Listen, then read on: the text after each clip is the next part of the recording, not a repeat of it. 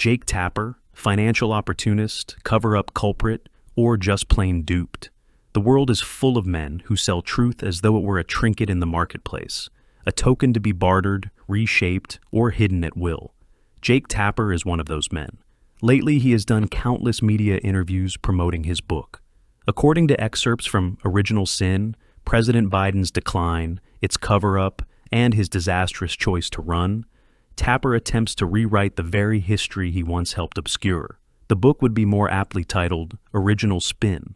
For years, Tapper portrayed himself as the dutiful court scribe, shining a light on the darkness, when in reality, he was casting shadows where there should have been light. He quoted dismissals of Biden's decline as mere right-wing hysteria, smugly noting that the Wall Street Journal was owned by the Murdochs, as if that negated the truth. He interviewed Democrats eager to defend Biden's cognitive decay as cheap fakes, and dismissed any notion that the American people had been betrayed.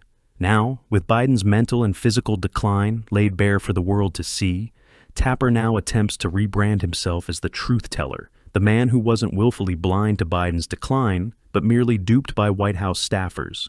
And yet, what does he offer in Original Sin? Is it a confession of his own sins as a journalist? Number. It is a desperate attempt to redirect the blame.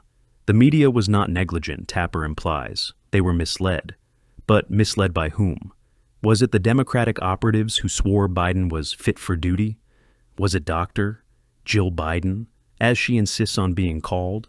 Not only the devoted wife, but also the behind-the-scenes power broker, propping up an aging Joe Biden by berating staff behind closed doors, defending his missteps in public, and finishing his sentences and conversations.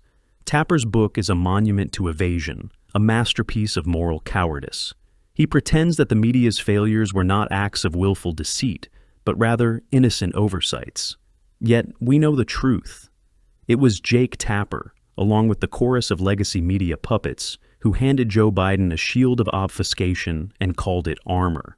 What Tapper will never admit is that the real original sin is not Biden's decline, but the media's collusion in concealing it. Now that the facade has crumbled, Tapper wants to rebrand himself as the repentant chronicler of Biden's decay. But the American people should not be fooled. This is not contrition. It is opportunistic cash grab. The truth is not a plaything to be bartered, nor a mask to be worn and discarded at will.